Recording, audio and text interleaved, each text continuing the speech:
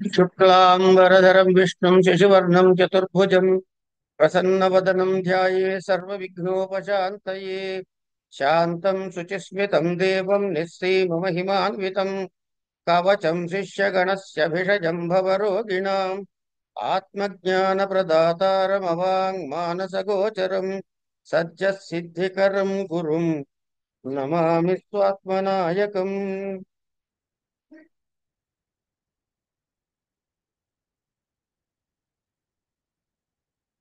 నమస్సభాయై ఒకటే సంస్కృత వాక్యం, మిగతాన్ని తెలుగే.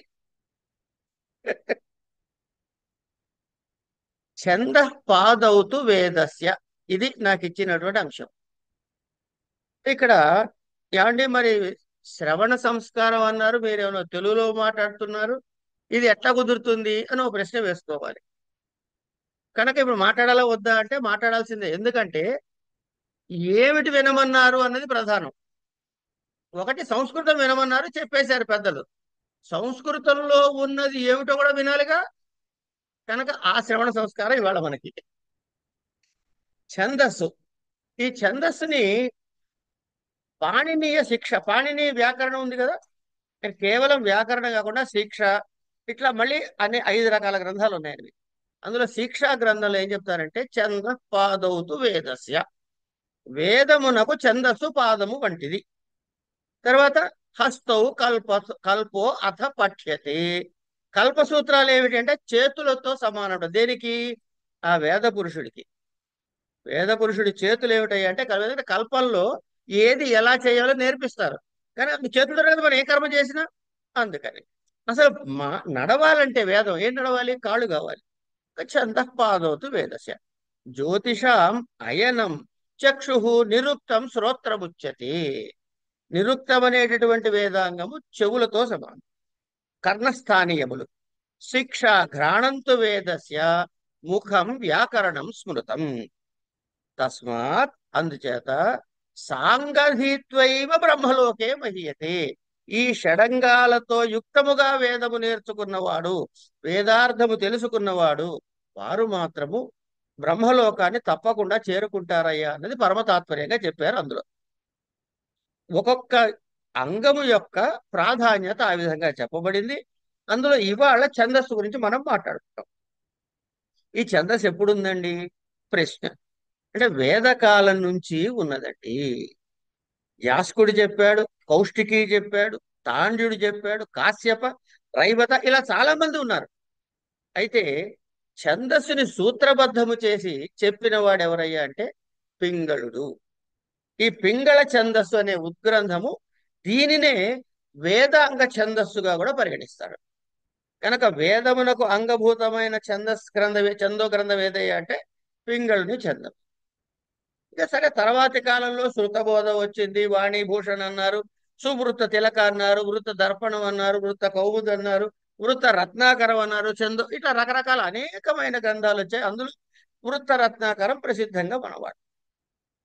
ఈ ఛందశాస్త్రానికి అసలు ఏమిటి అంటే ఛందస్సు వేదస్య ప్రథమాంగం. అసలు వేదానికి మొట్టమొదటి అంగం అదే. ఎందుకు? వేద మంత్రాలన్నీ అక్షరబద్ధమైనవి. ఈ అక్షరబద్ధమైనవన్నీ ఛందస్సు ఆధారంగా నడుస్తుంది. కనుక వేదం అంటే ఏంటండి అంటే అందులో ఉన్న అక్షరాలండి అని అందాం అనుకోండి. అక్షరాలతో మనకి ఏమైనా పని ఉందా? ఏం లేదు. కేవలం అక్షరం చదువుకుంటే ఉపయోగం లేదు. కనుక అక్షరము యొక్క అర్థం తెలియాలి. కనుక లక్షణావృత్తితో అంటే కనుక సాధించవచ్చు. ఏమని? వేదము ఈజ్ ఈక్వల్ టు వేదార్థము అని. ఇక శతపథ బ్రాహ్మణులు ఏం చెప్తారంటే వాచ ప్రజాతాని ఛందాంసి అంటుంది శతపథ బ్రాహ్మణం. వేద సూక్తం మనం ఏది చదివినా, ఏ సూక్తం అన్నా చదవండి, మీరు ముందు ఏం చెప్తారు? 3 చెబుతారు అందులో. ఒకటి ఆ ఆ వేద సూక్తం యొక్క ద్రష్ట అయిన ఋషి, రాసిన ఋషి కాదు. ఏ ఋషి వేదములో ఉన్న భాగాన్ని రాయలేదు, దర్శించాడు, తన యొక్క తపస్సులో దర్శించాడు. కనుకనే అది అపౌరుషేయాలు. తర్వాత ఆ మంత్రమునకు అధిదేవత ఎవరు, ఇవి రెండు చెప్పి మూడోది చెప్తారంటే ఛందస్సు చెప్తారు. కనుక ఋగ్వేదం ఏం చెప్పారు? ఛందాంసి జగ్రే తస్మా అని మొదలవుతుంది. అంటే దాని నుంచే అన్ని జనించినవి. అంటే ఛందస్సు ఈజ్ ఈక్వల్ టు వేదం అని అర్థం వచ్చేసింది కదా. ఛందస్సు వేదం అని ఎట్లా చెప్తావయ్యా అని ఒక ప్రశ్న మనకు పడుతుంది. పాణిని వ్యాకరణంలో 2వ అధ్యాయంలో 4వ పాదంలో 39వ సూత్రం చెప్తాడు, బహుళం ఛందసి అని. అంటే ఎక్కట వేదమునందు ప్రయోగించినటువంటిది ఇది వికల్పము, అక్కడ సూత్రం ప్రకారం వికల్పముగా వస్తుంది అని చెప్పారు. ఛందసి అనే మాట దేనికి వాడారంటే వేదానికి పర్యాయపదంగా వాడబడింది. అయితే వేదములో వినియోగించబడినవి మాత్రము కొన్ని ఛందస్సులే. తర్వాత ప్రతి ఫలితానికి కూడా ఒక నిర్దిష్టమైన ఛందస్సుని వేదం చెప్పింది. ఉదాహరణకి గాయత్ర్యౌ స్విష్టకృత సంయజ్యే కుర్వీత తేజ కామో బ్రహ్మవర్చసో అంటుంది. ఏది ఉపనిషత్తులో. అంటే ఎవరైతే బ్రహ్మవర్చస్సు కావాలనుకుంటున్నాడో తేజస్కాముడవుతున్నాడో వాడు యజనం దేంతో చేయాలట, స్విష్టకృతం అని గాయత్రి మంత్రం ఛందస్సులో చేయమన్నారు. అంటే ప్రత్యేకమైన ఛందస్సుకి ప్రత్యేకమైన దీని ఉంది. అసలు ఇంతకీ ఛందస్సు అంటే ఏంటండి ఒక ప్రశ్న వేసుకోవాలి కదా మనం. ఛందస్సు అంటే కాత్యాయనుడి యొక్క ఋక్ సర్వానుక్రమణిలో యద్ అక్షర పరిమాణం తచ్ఛంద అంటాడు. అక్షరముల యొక్క కొలత ఏదైతే ఉందో అది ఛందస్సు అన్నాడు. తర్వాత సామ దైవత బ్రాహ్మణంలో ఛందాంసి ఛందయతీతి, తైత్రీయ సంహితలో తే చందోభిరాత్మానం, ఇట్లా నిరుక్తంలో ఛందాంసి ఛాదన, గుణాది సూత్రాల్లో ఛంద శబ్దానికి ఛంద్ ధాతు జన్యం అని చెబుతాడు. ఇట్లా ఛందస్సుకి అనేకమైన నిర్వచనాలు మనకి కనపడుతూ ఉంటాయి. ప్రతి నిర్వచనము ఒక ఫంక్షన్ ని తెలియజేస్తుంది. అంటే ఇది ఒక్కటే కరెక్ట్ మిగతావి తప్పు అనడానికి లేదు. ఇవన్నీ కూడా ఛందస్సు యొక్క వేరియస్ ఫేసెట్స్, రకరకాలైన ఫంక్షన్స్ తెలియజేస్తుంది. చది ఆహ్లాదనే అన్నారు అంటే, లేదా చందయతి ఆహ్లాదయతి ఛంద అన్నారు, వినే వారికి ఆనందాన్ని కలిగించేదని. ఇట్లా అనేకమైనటువంటి వాటికి వ్యుత్పత్తులు చెప్పారు. ఛంద్ ఆహ్లాదనే దీప్తౌచ, ప్రకాశం కూడా చేస్తుంది. చద్ ఆచ్ఛాదనే, చద్ ఆవరణే, దేన్ని ఆచ్ఛాదన చేస్తుంది, దేన్ని ఆవరణ చేసి పెడుతుంది. మీరు ఆవరణ చేయాలి కదా దేని. అంటే మంత్రము యొక్క లక్షణము చ్యుతము కాకుండా దానిని పరిరక్షించేది ఛందస్సు. ఇప్పుడు మీ మామూలు తెలుగు పద్యం వాళ్ళు తెలుగు మాస్టర్లు ఎవరైనా ఉంటే వాళ్ళకి తెలుస్తుంది. పిల్లలకి తెలుగు పద్యం నేర్పిస్తారు, ఉత్పలమాలు నేర్పించారు. ఆ పద్యం చదివితే అందులో గణం తప్పు చదివాడు అనుకోండి, వెంటనే చెవుకి పంటి కింద రాయబడ్డట్టు తెలుస్తుంది సార్కి. అంతే కదా. అంటే ఆ ఛందస్సు లక్షణం వల్ల, ఆ గణాల వల్ల, ఆ గురులఘువుల యొక్క సంయోజన వల్ల దాని నడకలో ఎక్కడా తేడా రాకుండా అవుతారు.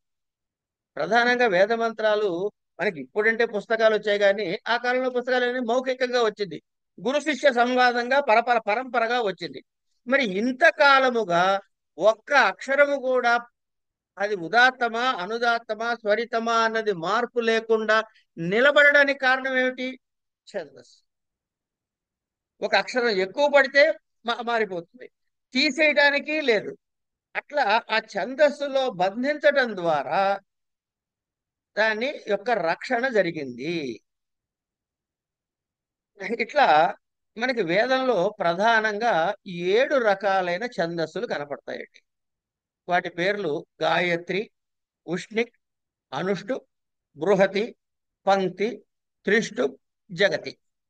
ఇంకా మిగతా చాలా ఉన్నాయి, కానీ ఈ ప్రధానంగా 7 కనపడతాయి.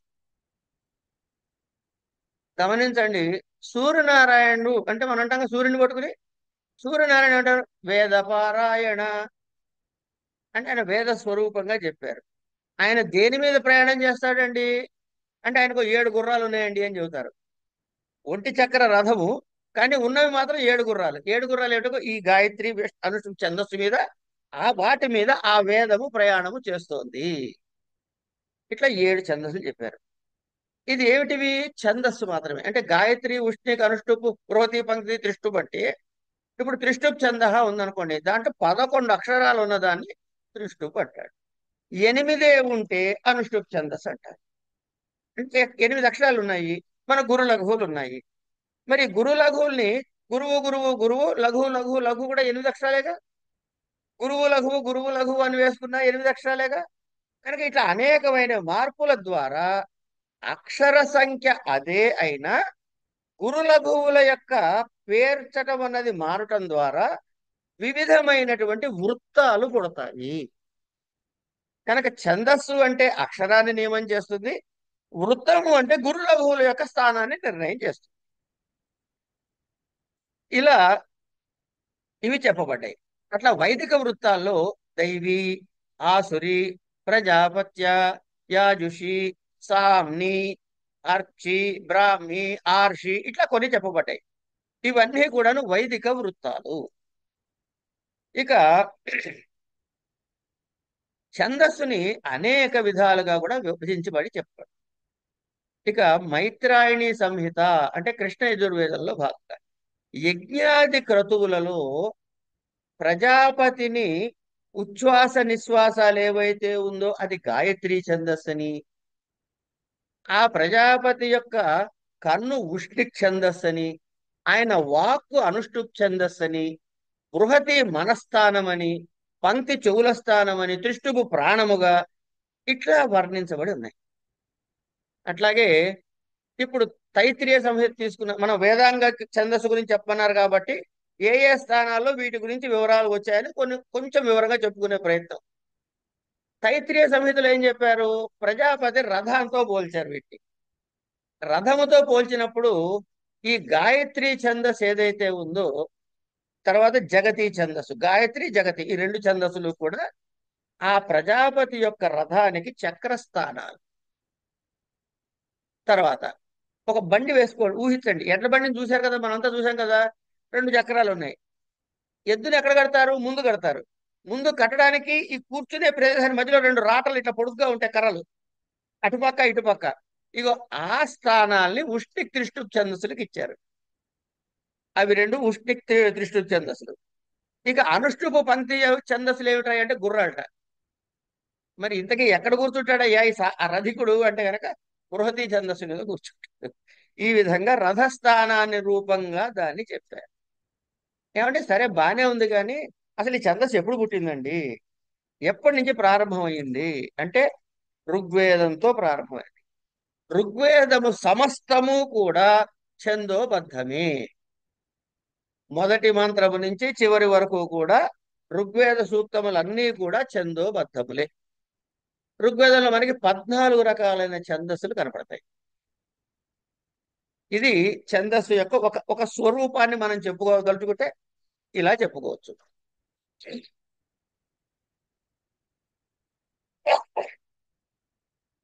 ఛందాగంసి జగ్రే తస్మాత్ యజుస్తస్మాదజాయత పురుషులలో చెప్తారు. అట్లాగా గాయత్రేణ మిమీతే సప్తవాణి అని మనకి మళ్ళీ ఋగ్వేదంలో కనపడుతుంది. అంటే ఏమిటి? ఇక్కడ వాణి అనే శబ్దము ఛందస్సుకి పర్యాయపదంగా వాడబడిన శబ్దము. ఇట్లా కృష్ణ యజుర్వేద తైత్రీయ సంహితలో కనపడతాయి.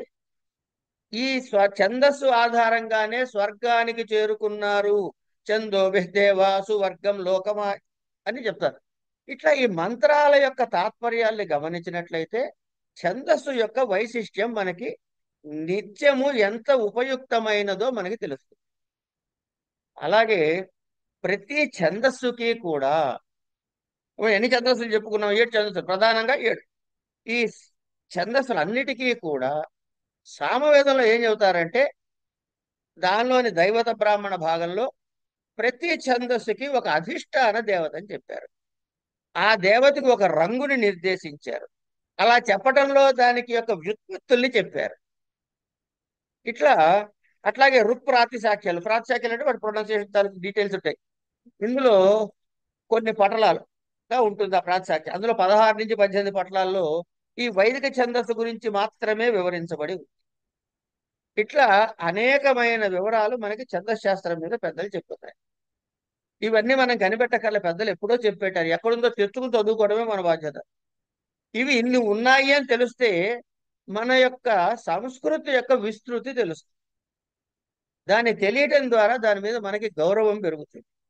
దేని మీద గౌరవం పెరుగుతుందో దాన్ని పక్కవాడికి చెప్పే ప్రయత్నం చేస్తాం. ఆ విధంగా మన పిల్లలకో పెద్దవాళ్ళకో చెప్పడం మొదలు పెడితే ఇవాళ కాతే రేపు చీమ గంగా యాత్రలాగా ఎప్పటికో అప్పటికి మళ్ళీ ఈ వైదిక సంస్కృతి ప్రపంచమంతా ప్రకటించబడి సుఖశాంతులతో అందరూ ఉండగలుగుతారు. సరే, ఈ ఛందస్సుకి ఏ ఏ దేవతల్ని చెప్పారయ్యా మరి అంటే, అగ్నేర్ గాయత్రి అభవత్, గాయత్రి ఛందస్సుకి అగ్ని దేవతగా చెప్పారు. సయుగోష్ణిహయా సవిత సంబభూవ అనుష్టుభా సోమ, అట్లా ఉక్తేర్ మహస్వాన్ బృహస్పతేర్ బృహతి, ఇట్లా వీటివన్నిటికి తర్వాత ఏ ఏ దేవతలు ఏ ఏ ఛందస్సులకి చెప్పారు అని ఋగ్వేదంలోనే మనకు వివరంగా చెప్పబడింది. ఇక్కడ 10వ మండలంలో 130వ సూక్తంలో చెప్పబడినటువంటి ఉటంకింపులు మనకు కనపడతాయి. ఇక్కడి వరకు మనం కాసేపు ఋగ్యజు సామాధారణ ఛందాంసి పక్కకు పెడదాం. ఇక పింగళుడి దగ్గరికి వద్దాం. ఈయన రాసినటువంటి ఈ గ్రంథాన్నే, పింగళుడు రాసినటువంటి ఈ గ్రంథాన్నే మనము వేదాంగ ఛందస్సుగా గుర్తించిన పెద్దలు. ఈయన పింగళ నాగుడని పింగళుడని రకరకాలు.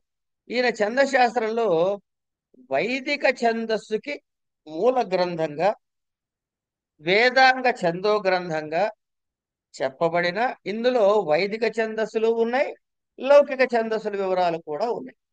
ఇవి రెండు వివరాలు కూడా ఇందులో చెప్పబడ్డాయి.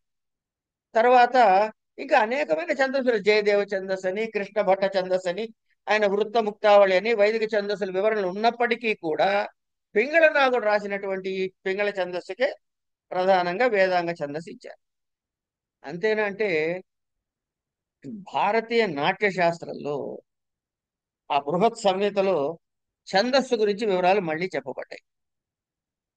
ఇక్కడ ఏం చెప్తారంటే, నాట్య శాస్త్రంలో ఆయన ఏమంటారంటే, నా ఛందోహీనో న శబ్దోస్తి, నా ఛంద శబ్దవర్జిత. ఇంతకు మించి ఛందశాస్త్ర ప్రాశస్త్యాన్ని చెప్పడానికి వేరే మాట అక్కర్లే. ఛందోహీనో న శబ్దోస్తి, మీరు ఏదైనా మాట్లాడండి, అది ఛందస్సే. అంతే అండి. ఎందుకంటే ఉన్నది గురువులు లఘువులు. అంటే ముందుకు వెళ్ళిన తర్వాత చెప్పుకుంటాం, కానీ ఇది ఎందుకని ఒకసారి ఇక్కడ చెప్పేసుకుందాం కాసేపు. ఒక అక్షరం నుంచి తీసుకుని 26 అక్షరాల వరకు ఛందస్సు యొక్క దీన్ని చెప్పారు, పేర్లు పెట్టారు. ఆ పేర్లు మనం చూస్తాం.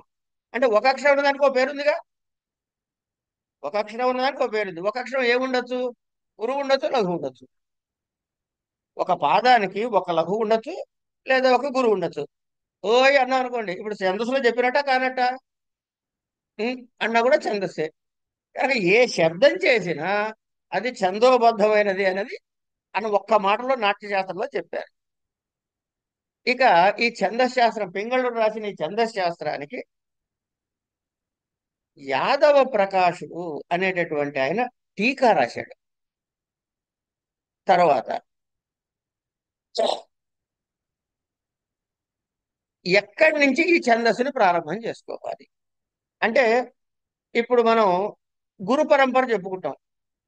సదాశివ సమారంభం అని మొదలెడతాం, లేకపోతే నారాయణ సమారంభం అని కొంత, ఏదైనా పేరు పెట్టండి. నారాయణుడికి సదాశివుడికి తేడా లేదండి. సరే, అది ఆ గొడవలో మనం పోకపోతే సదాశివ సమారంభం శంకరాచార్య మధ్యమ అస్మదాచార్య పర్యంతం వందే గురు పరంపర. అంటే నాకు ఒక గురువు ఉన్నాడంటే ఈయనకు పూర్వం ఇంకో గురువు ఉండాలి. ఆయన గురువు ఎక్కడి దాకా వెళ్తుంది? ఈ పరంపర సదాశివుడి దాకా వెళ్తుంది. దాని వెనకాల ఇంకేం లేదు, అది పరమతత్వం కాబట్టి. కనుక మనం ఏది నేర్చుకున్నా పరమతత్వాన్ని నుంచి మాత్రమే ప్రారంభం వచ్చింది, ఆ చైతన్యం నుంచే మనకి వచ్చింది. అలాగే ఈ ఛందశాస్త్రానికి గురువులు ఎవరయ్యా అంటే, ఛందోజ్ఞానమిదం భవాత్ భగవతో లేభే సురాణం గురువు. పరమాత్మ నుంచి గురు ఎవరు? సురాణం గురువు అంటే బృహస్పతికి చేరింది.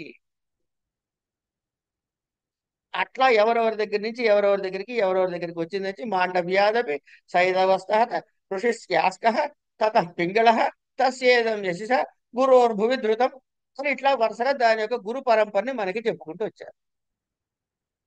ప్రాప్య అస్మాద్యై క్రమాత్ శివుడు, బృహస్పతి, ఇంద్రుడు, శుక్రుడు, మాండవ్యుడు, సైతవుడు, యాస్కుడు, పింగళుడు, అలాగే శివుడు, కుమారస్వామి, సనత్ కుమారుడు, బృహస్పతి, ఇంద్రుడు, పతంజలి, పింగళుడు, వీళ్ళ వరుసలో ఈ ప్రకారంగా మనకి ఛందశాస్త్రాన్ని అందజేశారు. ఇక్కడి వరకు పింగళుడు రాసిన ఛందస్సు గురించి చెప్పు. ఈ అయిన తర్వాత మధ్యలో రకరకాలైనటువంటి ఛందస్సు గ్రంథాలు ఉన్నాయని చెప్పుకున్నాం కదా. ఇందులో ప్రధానంగా మనకు కనపడేది ఏమిటయ్యా అంటే కేదార భట్టు రాసినటువంటి వృత్తరత్నాకరము అనే ఛందస్సు. ఈ వృత్తరత్నాకరణం కరం కూడా ఈ వృత్తరత్నాకరం కూడా చాలా ప్రసిద్ధమైనటువంటి గ్రంథం. కానీ ఇందులో వైదిక ఛందస్సు గురించి చర్చ ఉండదు. అదొకటి తప్ప చాలా ప్రసిద్ధమైన గ్రంథము, ప్రామాణికమైన గ్రంథం ఛందశాస్త్రానికి. వైదికము అంటే ఏమిటండి? మీరు వైదిక అందులో ఉండదు ఇందులో ఉంటుంది అంటారు అంటే, ఉపనిదాన సూత్రాలు అని ఒక సూత్రాలు. అందులో ఈ ఛందస్సుని ఏం చెబుతాడంటే, ఛందం ఆర్షం లౌకికంచ అంటాడు. ఆర్షమైనది లౌకికమైనది. అంటే ఈ వైదికమైనటువంటి ఛందస్సులు ఏమేమిటి? ప్రధానంగా చెప్పాలంటే గాయత్రి, ఉష్ణిక్, అనుష్టుపు, బృహతి, పంక్తి, త్రిష్టుపు, జగతి.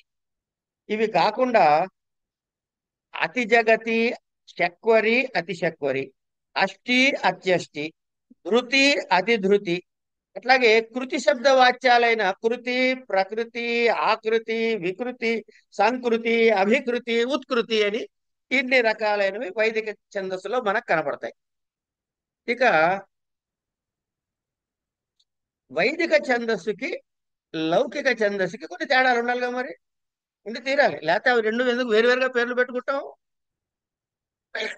మరి వైదిక ఛందస్సుకి ఏమిటి ఇది తేడా అంటే, మనకి తెలిసినట్టు అందరికి మనకు తెలుసు కదా, పద్యాలు చూస్తూ ఉంటాం. లౌకిక ఛందస్సు మనం చూసేది. ఇందులో ఏముంటుంది? ఒక పాద నియమం ఉంటుంది. ఒక పద్యం రాయాలంటే 4 పాదాలు ఉండాలి. అదే శేష పద్యం రాయాలంటే సగం సగం పాదాలు తప్పని 8 పాదాల పైన కింద ఒక ఎత్తు గీత ఉండాలని మొత్తం 12 పాదాలు. అయితే 4+4 పెద్ద పాదాలు, 4 చిన్న పాదాలకి లెక్కలు ఉన్నాయి. అలాంటి లెక్కలు వైదిక ఛందస్సుకి లేవు. సో పాద నియమం లేదు, యతి నియమం కూడా లేదు. మనకి లౌకిక ఛందస్సులో యతి స్థానాలు చెబుతారు. ఇవి దీనికి ఇన్నో స్థానంలో యతి ఉండాలి అని.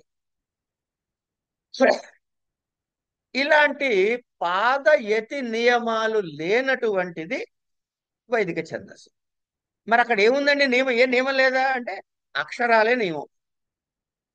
కనుక ఒక చెప్పదలుచుకున్న వాక్యము 11 అక్షరాల్లో అయిపోతే అది త్రిష్టూప్ ఛందస్సులో చెప్పినట్టు. చెప్పదలుచుకున్న మంత్రము 8 అక్షరాల్లో చెప్పగలిగితే గాయత్రి ఛందస్సులో చెప్పినట్లు లెక్క. ఇట్లా అక్షర సంఖ్య నియమమే తప్ప దీనికి పాద యతి నియమము లేదు. కానీ లౌకిక ఛందస్సులో మాత్రము పాద నియమము, యతి నియమం రెండూ కూడా ఉంటాయి. ఇక పింగళుడు తన ఛందశాస్త్రంలో 2 భాగాలుగా చేశాడు. ఒకటి వైదిక ఛందస్సుని, రెండవది లౌకిక ఛందస్సుగా విభజిస్తే, పింగళుడు రాసిన శాస్త్రంలో సూత్రంలో రాశాడు ఆయన. సూత్రాలుగా రచించబడినది పింగళ ఛందస్సు. దాని వ్యాఖ్యా గ్రంథము, లఘు వ్యాఖ్యానండి ఏదైనా, దాన్ని వృత్తి అంటారు. దాని ఎక్స్ప్లెనేషన్. ఆ వృత్తి రాసిన వాడు హలాయుధు. ఇగో మనకి ప్రస్తుతంలో వైదిక ఛందస్సు అంటే పింగళుడ సూత్రాలకి హలాయుధుడు రాసిన వృత్తిని కలిపి వేదాంగ ఛందస్సుగా మనం పరిగణిస్తాం. లౌకిక ఈయన ఏం చేశాడు? ఈ హలాయుధుడు ఈ వృత్తి రాస్తున్నప్పుడు ఈ సూత్రాల్ని ఆయన ఏ విధంగా విభజించాడండి? పింగళుడు అంటే 2 విభాగాలు చేశాడు. ఒకటి వైదిక ఛందస్సు, 2 లౌకిక ఛందస్సు. ఈయన వృత్తి రాస్తున్నప్పుడు దీన్ని లౌకిక, వైదిక, లౌకిక వైదిక అని 3 విభాగాలుగా చేశాడు. అంటే అది కేవలం లౌకికంలో ఉన్నవి కొన్ని, కేవల వైదికంలో ఉన్నవి కొన్ని, లౌకికంలోను వైదికంలోనూ ఉన్నవి కొన్ని, ఇట్లా 3 భాగాలు చేశాడు.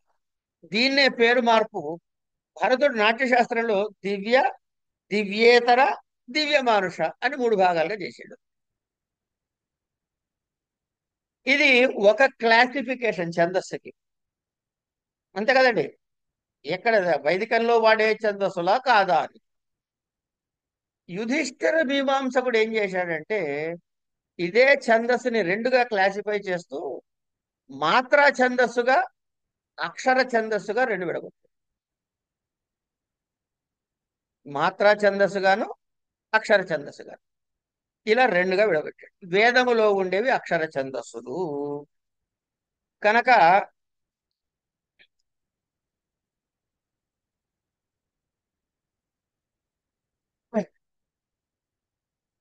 ఇక బె- మన పింగళ ఛందస్సులో ఇచ్చినన్ని ప్రత్యయాలు ఇతర ఏ ఛందో గ్రంథంలో కూడా మనకు కనపడవు. అక్షరాల గురించి కానీ, అక్షరము అన్నా వర్ణము అన్నా కూడా ఎక్కడైనా వ్యవహరించేటప్పుడు కొన్ని చోట్ల వర్ణము అని వ్యవహరించబడుతుంది, కొన్ని చోట్ల అక్షరము అని ఏది వ్యవహరించినా కూడా ఇవి రెండు సమానార్థకాలే. నెంబర్ ఆఫ్ వర్డ్స్, వర్డ్స్ కాదు, సిలబల్స్. ఓకే. తర్వాత ఈ వర్ణాలు ఎలా విడగొడతారు మళ్ళీ? స్వరాలుగాను వ్యంజనాలుగాను విడగొడతారు.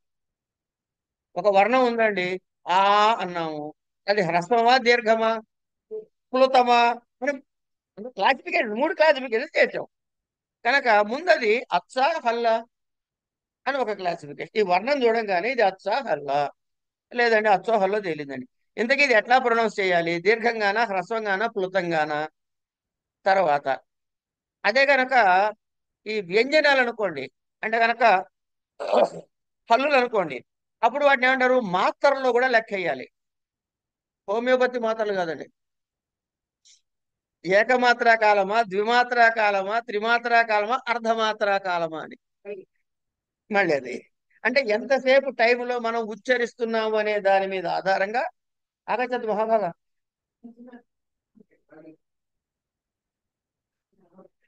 మాత్రా ఛందస్ మాత్రలుగా విడబడతాడు. ఇది అయిన తర్వాత వర్ణ సంఖ్యని ఆధారంగా పాదాలను నిర్ణయం చేస్తాం. అంచేత ఒక పాదాన్ని నిర్ణయం చేయడానికి ఇన్ని వ్యవహారాలు ఉన్నాయి.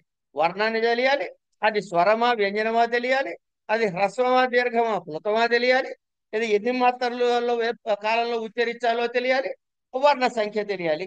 ఈ విధంగా పాదాల నిర్ణయం జరుగుతుంది. అంటే వైదిక ఛందస్సులో స్వరాల ఆధారంగా లెక్కించబడతాయి వర్ణాలు. ఇది ఒక భాగం అయిపోయింది. అంటే ఏంటి? వర్ణాలు స్వరాల ఆధారంగా లెక్కించబడతాయే కానీ ఎన్ని వ్యంజనాలు ఉన్నాయి అనే దాని మీద ఆధారపడి చెప్పాలి. మళ్ళీ వీటినే గురువులు లఘువులని, వీటి యొక్క గురు లఘువులు ఎట్లా నిర్ణయం చేయాలి, ఏది గురువు అవుతుంది ఏది లఘువు అవుతుంది, దానికి సూత్రాలు రూల్స్ ఉన్నాయి. వాటి గురించి ఇప్పుడు మనం పద్యం రాయబోవట్లేదు కాబట్టి వాటి గురించి ప్రస్తుత వివరాలు అక్కర్లే. అయితే మనకు ప్రధానంగా తెలుసుకోవాల్సింది ఏంటంటే, ఏ వృత్తాన్ని తీసుకున్నా అది వైదికమా లౌకికమా పక్కకు పెడితే, ఏ వృత్తాన్ని తీసుకున్నా కూడా మూడు ప్రధాన అంశాలు ఉంటాయి. ఒకటి గురు లఘు వర్ణ విశేషం ఉంటుంది. ఇది గురువా లఘువా అనే వర్ణం ఎక్కడ ఏ స్థానంలో ఏది ఉంది అని. అట్లాగే అక్షర సంఖ్య ఉంటుంది, పదాల సంఖ్య, ఇట్లా లెక్కలు పెట్టుకునే పదం.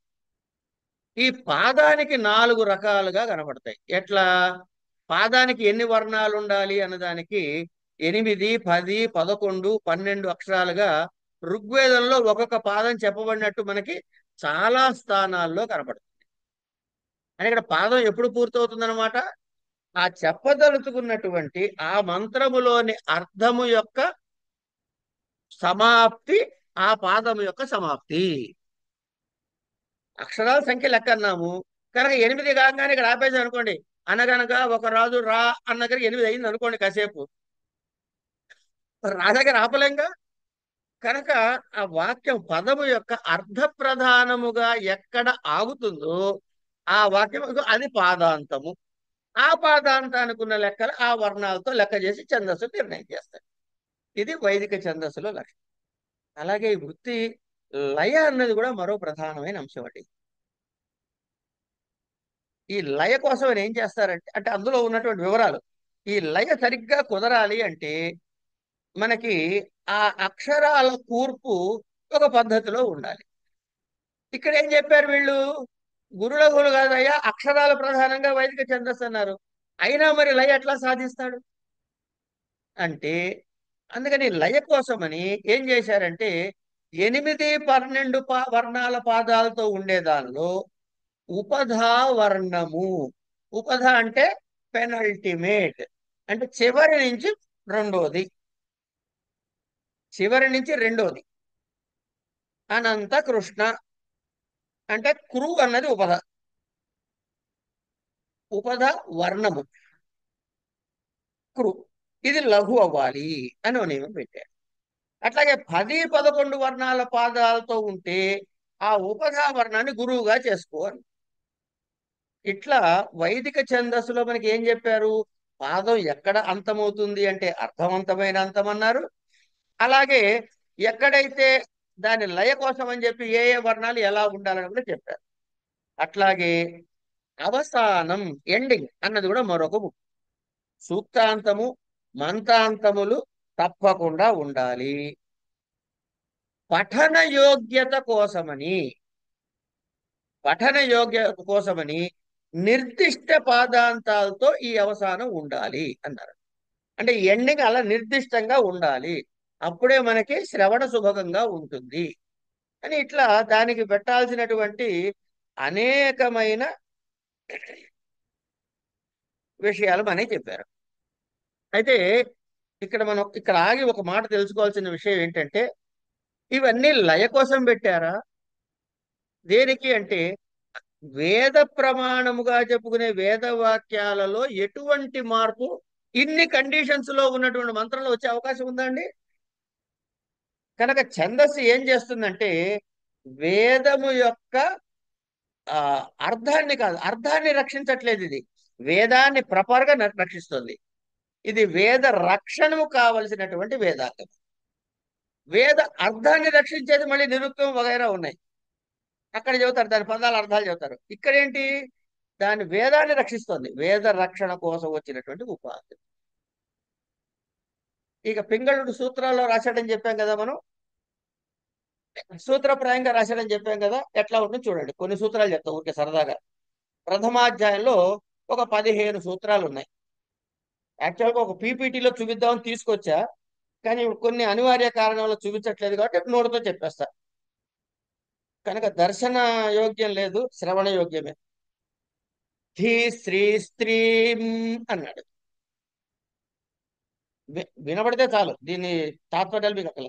ధీ శ్రీ స్త్రీం వరాసాయి వరాసాయ్ కాగుహార్. 3 చెప్పి ఆపుతాయి ఇక్కడ. మిగతా కూడా తర్వాత ఉన్నాయి. ఇవి కావాలంటే నేను స్క్రీన్ షాట్ తర్వాత మేడం పంపిస్తాను, మీకు ఇస్తారు.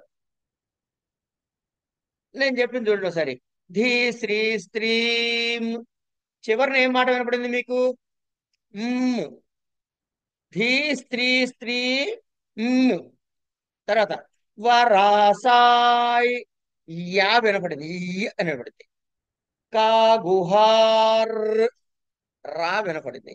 ఇప్పుడు చూస్తే ధీ అన్నది గురువు, శ్రీ అన్నది గురువు, స్త్రీ అన్నది గురువు, అన్నది వినపడింది. కనుక మరణంలో 3 గురువులు ఉంటాయా అని చెప్పాడు ఆయన. ఎవరు వచ్చారు? తర్వాత వరాసాయ్. ఇప్పుడు మీరే చెప్పండి. వరాసాయి యగణము. ఈ అన్నాడు కదా. ఈ యగణము, యగణంలో ఏముంటాయండి? వరాస అంటే ఒక లఘువు 2 గురువులు ఉంటాయి. యమాత లఘు గురువు గురువు యగణం. కాగుహార్ రగణం ఏంటి? గురువు లఘు గురువు. ఇట్లా 8 సూత్రాలు. కిం వదబ్ అన్నాడు. అంటే భకారాన్ని భగణానికి కిం వద అనేది లెక్కేసుకోవయ్యా. ఒక గురువు 2 లఘువులు. ఇట్లా ఆయన 15 సూత్రాలతో ప్రథమాధ్యాయాన్ని పూర్తి చేశాడు. ఇది 8 అధ్యాయాల గ్రంథం. ఈ 8 అధ్యాయాల గ్రంథంలో ప్రథమాధ్యాయం ఇట్లా ఉంది. అంటే ఏంది? మాయా రాస తాజ నాల గుల అనే వివరాలు చెప్పాడు ఇక్కడ. మగణ యగణ రగణ సగణ తగణ జగణ భగణ నగణాలు చెప్పి ఈ 8 గణాలు చెప్పి గురువు అంటే ఏమిటి, లఘు అంటే ఏంటి వివరాల్ని సూత్రప్రాయంగా చెప్పారు. ఇది అయిపోయింది. ఇక రెండో అధ్యాయానికి వస్తే ఆ, ఇది సూత్రంలో రాయటం వల్ల ఒక ముఖ్యమైన లాభం ఉంది, అది చెప్పడం మర్చిపోయారు. ఇది సూత్రంగా రాశారని చెప్పాం కదండి. సూత్రముగా రాయటం ద్వారా ప్రధానముగా 2 లాభాలు మనకి సిద్ధిస్తాయండి. ఇదే పద్ధతిని పాణినీయ సూత్రాల్లో కూడా మనం గమనించవచ్చు, అష్టాధ్యాయులు కూడా. ఏమిటంటే, ఒకటి అధికారము, రెండు అనువృత్తి అని అనే రెండు ప్రధానమైన లక్షణాలను సాధిస్తుంది సూత్రాలు రాస్తే. అధికారము, అనువృత్తి కుడి ఎడంగా మీకు అంటానికి వినటానికి ఒకేలా ఉంటాయి, కానీ చిన్న తేడా ఉంది. అధికారము ఛంద, పాద. ఏమైంది మీకు? ఏమైనా కాదు, అక్కడ ఏమైనా జరిగింది ఆ సూత్రంలో? ఛంద అంటే ఏమైనా చేసింది ఆ సూత్రం? చేయలేదు. కానీ ఇది అధికార సూత్రము అంటారు. అంటే తాను ఉన్న సూత్రములో ఏ పని చేయదు అది. కానీ ఆ శబ్ద, ఆ సూత్రాన్ని దాని తర్వాత ఆయన నిర్దిష్టించిన వరకు, ఎక్కడి వరకు నిర్దేశిస్తే అంతవరకు, ఈ సూత్రం ప్రవర్తించినంత వరకు అన్నాం కాసేపు. ఏమండి? ఇది ప్రవర్తించిన వరకు మిగతా సూత్రాలలో ఈ మాటను కూడా కలుపుకుని ఆ సూత్రం చదువుతారు కదా, సంపూర్ణ సూత్రం కాదు అది. ఓకే. ఛంద అన్నది ఒక అధికార సూత్రం అనుకోండి. గాయత్రి, ఆసురి, ఇట్లా అది చెప్పుకుంటూ పోయాడు. గాయత్రి అంటే గాయత్రి ఛంద, ఆసురి ఛంద అని అంటే ఛందస్సు అని అందులో కలుపుకోవాలి. ఇది అధికార సూత్రం. ఇక అనువృత్తి సూత్రం. అనువృత్తి అంటే ఏంటంటే, ఒక సూత్రానికి ఒక ప్రధానమైన దాని ఫంక్షన్ ఉంటుంది, అది చేయాల్సిన పని అక్కడ చేస్తుంది.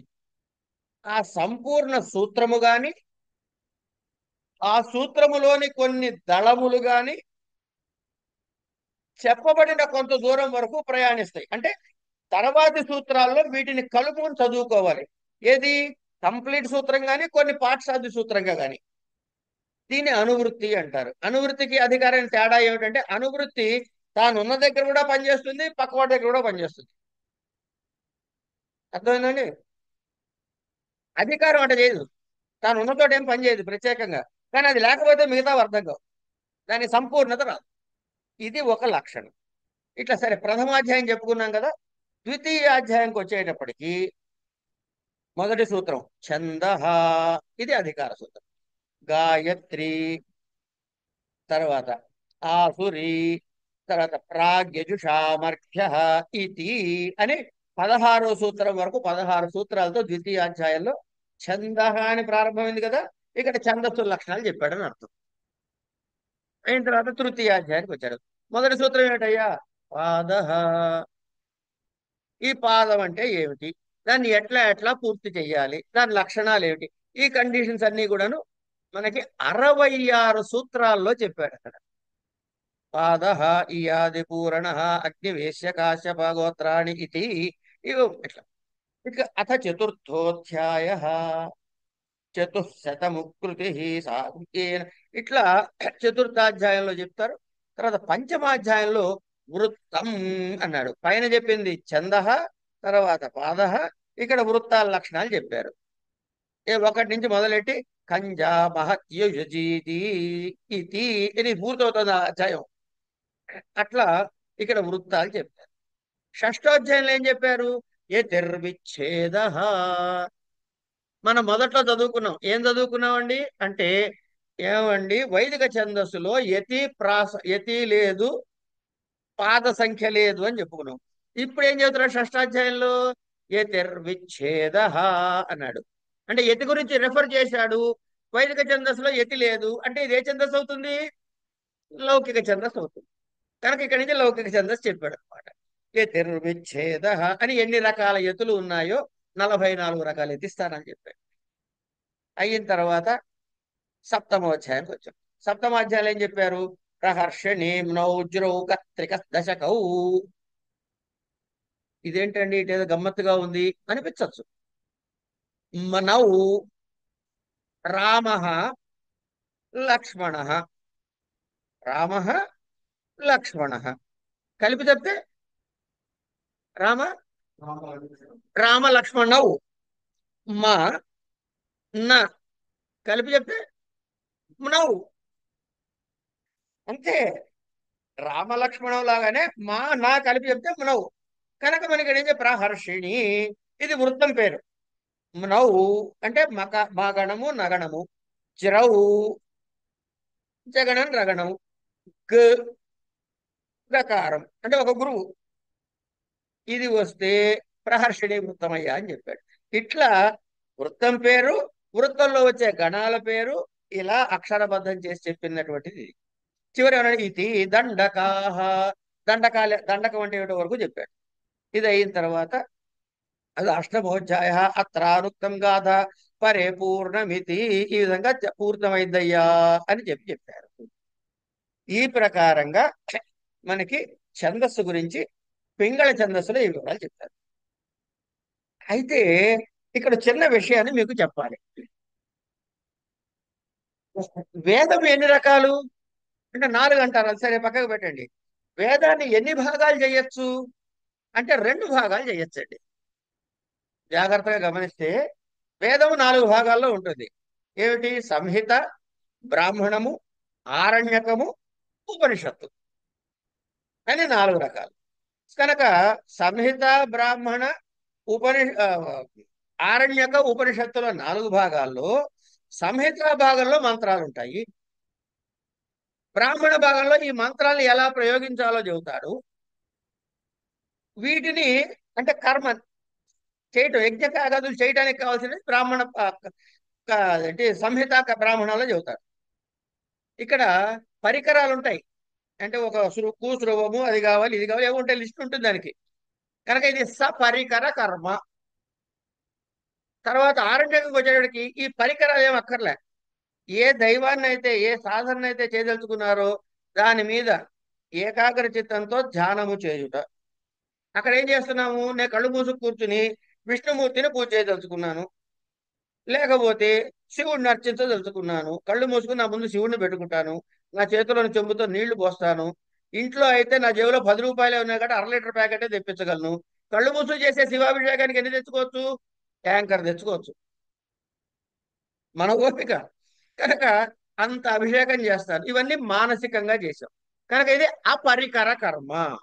కనుక మొదటి 3 భాగాలు ఏంటి? కర్మకాండకు సంబంధించింది. ఉపనిషత్తుల కర్మ లేదు, జ్ఞానకాండది. కనుక వేదాన్ని 2 భాగాలు చేయాలంటే కర్మ జ్ఞాన కాండలు అందాం. ఇప్పుడు మనం వైదిక ఛందస్సు, వేదాంగ ఛందస్సు అన్నాం. వైదిక ఛందస్సుని వేదాంగ ఛందస్సు అన్నాం. వేదము 2 భాగాలు ఉన్నాయి. ఇప్పటి వరకు చెప్పింది ఏం చెప్పాము? కర్మకాండ గురించి చెప్పుకున్నట్టు అయింది. ఈ శ్లోకాలు, దీని అంతాలు, తాత్పర్యాలు, ఫలానా విష్ణువుని ఆధారించాం. అగ్ని సూక్తం చెప్తే అగ్నిని, ఇంద్ర సూక్తం ఎత్తే ఇంద్రుడిని, రుద్ర సూక్తం ఎత్తే రుద్రుడిని, ఏవో చెప్పుకుంటూ వచ్చాం. మరి ఇక్కడ జ్ఞానకాండ ఏదయ్యా? ఈ ఛందస్సులో జ్ఞానం ఎట్లా తెలుస్తుంది అని ఒక ప్రశ్న వేస్తే, ఒక మహానుభావుడు ఈ గణాలకి జ్ఞాన భాగాన్ని కూడా చెప్పాడు.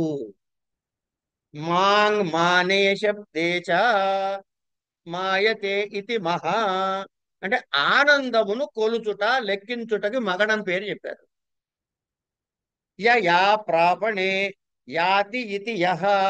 అంటే ఎక్కడికి వెళ్తావయ్యా, పరమాత్మను ఎట్ట చేరుకుంటావయ్యా అంటే సాధన ద్వారా చెల్తారు అని యగనం రెఫరెన్స్ అది. ఆ దృష్టిని చూడండి మీరు. మనం చూడాల్సింది ఏంటంటే ఇక్కడ అది నిజమా అబద్ధమా మాట్లాడుకోవద్దు. ఆ ఋషి యొక్క దృష్టి వైశాల్యాన్ని మనం గమనించాలి. కనుక కనపడ్డ చిన్నదైన మన దృష్టిలో అది అతి విశేషమైనదిగా కూడా కావచ్చు. కనుక అది చెప్తూ రగణం. మాంగ్ అంటే మానే అని చెప్పాడు కదా, ఏంటి కొలుస్తావయ్యా అంటే ఆనందాన్ని కొలుస్తా అన్నయ్య. ఆనందాన్ని కొలతలేమిటండి ఆ మొహం? అసలు ఆనందాన్ని కొలతలేమిటి అంటే ఎందుకు లేదయ్యా అని చెప్పి మీరే కొట్లాడుకొస్తారు రేపు. ఎందుకంటే తైత్రీయంలో బ్రహ్మానందవల్లి అని ఒక వల్లి, శిక్షావల్లి, బ్రహ్మానందవల్లి, భృగువల్లి. ఈ ఆనందవల్లిలో ఒక బాగా సంపన్నుడైనటువంటి వాడు, సమస్తము ఉన్నటువంటి వాడు, బలిష్ఠుడైన ఇలా లిస్టు చెప్పి వాడు ఇలా చేస్తే ఏదైతే ఆనందాన్ని అనుభవిస్తాడో అది మనుష్యానందము అన్నాడు. ఒక అవుతుందా లేదా? దానికి 100 రెట్లో 1000 రెట్లో ఫలానా ఆనందము అన్నాడు. మనుష్య గంధర్వానందము, గంధర్వానందము, ఇంకో గంధాధిపతి బ్రహ్మానంద స్థితికి 11 స్టెప్పులు ఎన్నో చెప్పారు. ఇది ఒకదానికి ఒకటి మల్టిపుల్స్ ఆఫ్ 100, 1000 అంటే మెజర్మెంట్ ఉందా లేదా? కనుక ఈ మెజర్మెంట్ కి మకారం అన్నాడు. మగణము, రగణము. రగణం ఏమిటి? దాన్ని సాధించడం ఎట్లా, ఆ ఆనందాన్ని, బ్రహ్మానంద స్థితిని సాధించడం ఎట్లా అనేది రగణంలో చెప్పారు. చెప్పిన తర్వాత రకారమైన రై శబ్దే రాయతీతిరా అంటే దానే రాతి ఇది రహ. ఆనంద స్వరూపాన్ని ధ్వనించటం, అది వినటం ద్వారా, ఆ శబ్దాన్ని అనుభవించడం ద్వారా ఆనందాన్ని కలిగించట. సకారం ఎందుకురా అంటే క్షయే, అంటే మనకి ఎటువంటి కష్టాలున్నా సరే, మనకి ఏ ఇబ్బందులున్నా సరే, వీటన్నిటిని నశింపు చేసుకునేందుకు చేసేటటువంటి సాధన, తద్వారా పతనమైనటువంటి ఆనందానికి అడ్డుపడేటటువంటివి వాటిని తొలగించుకునే పద్ధతిని ఇది సూచిస్తుంది. త తను విస్తారే తనోతి ఇతి తహ, అంటే శ్రద్ధోపకరణయో, శ్రద్ధ వహించుట, దాన్ని సహకరించుట, ఈ ఆనందాన్ని, మన కలిగిన ఆనందాన్ని విస్తరింపజేయించుకోవడానికి ఉపయుక్తమైనటువంటి శ్రద్ధ ఇత్యాదుల గురించి తకారం చెప్పాడు. జ జన జననే జజంతి ఇది జహ, జని ప్రాదుర్భావే జాయతి ఇది జహ, జై క్షయే నశిస్తున్న, దాని కూడా తాత్పర్యం చెప్పాడు. ఆనందము పుట్టుట, నశించుట అనే గుణములు కలిగినది అని చెప్పి, భా దీప్తౌ ఇది భహ, ప్రకాశించుట, కలిగిన ఆనందం ప్రకాశించాలి, ప్రకాశవంతం కావాలి. నా అన్నాడు అవ్యయం, పరిపూర్ణమైన సత్యమైన ఆనందం, ఎలాంటి మార్పులు, వృద్ధి గాని క్షయం గాని లేనటువంటి స్థితిని నకారంతో చెప్పాడు. ఇలా వైదిక ఛందస్సులో మనకి అనేకమైన అంశాన్ని చెప్పారు. ఇట్లా చెప్పుకున్న తర్వాత ఇక వృత్తరత్నాకారుడి దగ్గరికి వస్తే, ఆయన లౌకిక ఛందో లక్షణాల్ని ప్రధానంగా చెప్పారు. కానీ ఆయన ఎత్తుకున్న శ్లోకం ఏంటంటే, పింగళాదిభిరాచార్యై యదుక్తం లౌకికం ద్విధా మాత్రా వర్ణ విభాగేన ఛందస్తదిహ కథ్యతే అని, ఇట్లా చెప్పబోతున్నానయ్యా అని ఈ ఛందస్సుని, వీటి వివరాల్ని ఆయన అక్కడ చెప్పే ప్రయత్నాన్ని మనకి చేశాడు. ఇది మనకి వైదిక ఛందస్సు గురించి చెప్పుకోదగ్గటువంటి అంశాలు. ఈ వైదిక ఛందస్సు గురించి చెప్పుకోదగ్గ అంశాల తర్వాత లౌకిక ఛందస్సు గురించి కావాలంటే తర్వాత ఎప్పుడైనా చెప్పుకోవాలి. దానిలో అనేక విషయాలు ఉన్నాయి. మాత్రా ఛందస్సు అంటే ఏమిటి, లేకపోతే గణాలతో ఉండే, వృత్తాలతో ఉండే ఛందస్సు ఏమిటి. ఇప్పుడు భగణం ఉందనుకోండి, ఒక గురువు, ఒక రెండు లఘువులు, భగణము ఏమండి. అంటే ఇందులో ఏమైనా, గురువుకి రెండు మాత్రలు, లఘువుకి ఒక మాత్ర అని మనం లెక్క వేసుకుంటే గాలికి ఎన్ని మాత్రలు? 4. నలము అని ఒకటి ఉంది, అంటే నగణానికి పక్కన ఇంకో లఘువు పెట్టడం. ఇందులో ఏ గణం ఇది? నలము అనాలి, అంతే కదండి. ఈ వృత్త రూపంలో చెప్పదలుచుకుంటే అది భగణము, ఇది నలము.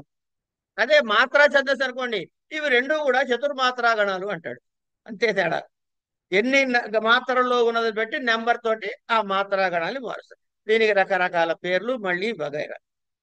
అయితే మీకు డౌట్ రావచ్చు, ఏమిటా డౌట్ అంటే, ఏమండి మీరు గాయత్రి ఛందస్సు, లేకపోతే ఏదో ఉక్తి ఛందస్సు, పంక్తి ఛందస్సు ఏవో చెప్పారు, ఇందులో ఎన్ని అక్షరాలు ఉంటాయన్నారు, మళ్ళీ వృత్తాలు వేరే ఉంటాయన్నారు, ఎట్లా వస్తాయి అంటే, దీన్ని ప్రస్తారము వేయుట అంట. ఆ ప్రస్తారం వేయడానికి యాక్చువల్గా చూపిద్దాం అనుకున్నది, చూపించట్లేదు కాబట్టి మనం చెప్పుకుందాం. ఉదాహరణకి రెండు గురువులు ఉన్నాయనుకోండి, ఎన్ని ఎన్ని అక్షరాలు ఇది ఛందస్సు, ఇది 2 అక్షరాలది. ముందు ఏం చేయాలంటే రెండు గురువులు వేసుకోవాలి. రెండు గురువులు వేసుకుని, ఆ రెండు గురువులలో మొట్టమొదటి గురువు కింద ఒక లఘు వేసుకోండి. దాని కింద లఘు వేసుకుని, దాని తర్వాత ఎన్ని ఉన్నా సరే వాటిని యథాతథంగా పైది కింద కాపీ చేసుకోండి. అంటే ఇప్పుడు కింద ఏమొచ్చింది మనకి? లఘువు, గురువు వచ్చింది. ఇప్పుడు మొట్టమొదటి గురువు ఎక్కడుందండి? 2వ స్థానంలో ఉంది.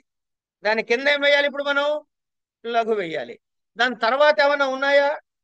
లేవు. కనుక యథాతథంగా కాపీ చేసేందుకు ఏం లేవు. కానీ దాని ముందు ఏమైనా ఉందా? ముందు లఘు ఉంది, దాన్ని రివర్స్ చేయండి, గురువు అవ్వండి. అంటే పైన లఘు ఉంటే కింద గురువు అవుతుంది, పైన గురువు ఉంటే కింద లఘు అవుతుంది. అయిపోయింది. ఇప్పుడు ఎన్ని వచ్చాయి? మళ్ళీ గురువు, లఘు ఉంది. ఈ గురువు ఎక్కడుంది? మొదట్లో ఉంది. కనుక దాని కింద ఏం చేయాలి? ఒకటి వేయాలి. తర్వాత యథాతథంగా కాపీ చేయాలి, కింద లఘు వేషం. ఎన్ని లఘువులు వచ్చాయి ఇప్పుడు? ఇప్పుడు గురువులు ఉన్నాయా? అయిపోయింది ఇక్కడికి. ఇలా వేస్తే ఎన్ని వచ్చాయి? 4 రకాల వృత్తాలు వచ్చాయి. ఈ 4 రకాల వృత్తాలు 2 అక్షరాల ఛందస్సులో దొరుకుతాయి. దీన్ని మన లేటెస్ట్ మ్యాథమెటిక్స్ ఫార్ములా చెప్పాలంటే 2n అండి.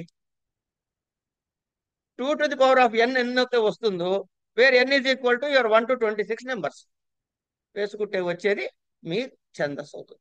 ఇట్లా వృత్తాల సంఖ్య చేస్తారు. ఆ వృత్తాలు మనం ఇంకా మిగతా విశేషాలు ఈ ఛందస్ శాస్త్రం క్లాస్ కాదు కాబట్టి, అసలు ఛందస్సు అంటే ఏమిటో పరిచయం చేయమన్నారు కాబట్టి నాకు తోచినంతలో, నాకు తెలిసినంతలో పెద్దల దగ్గర విన్నది కానీ చదివినది కానీ మీతో పంచుకునే ప్రయత్నం చేశా. ఎంతో ఎంత చెప్పానో నాకు తెలీదు, అసలు ఏమన్నా చెప్పానో కూడా అంతకన్నా తెలియదు. కనుక ఏదో కాసేపు కాలక్షేపం అయితే చేశాం. స్వస్తి.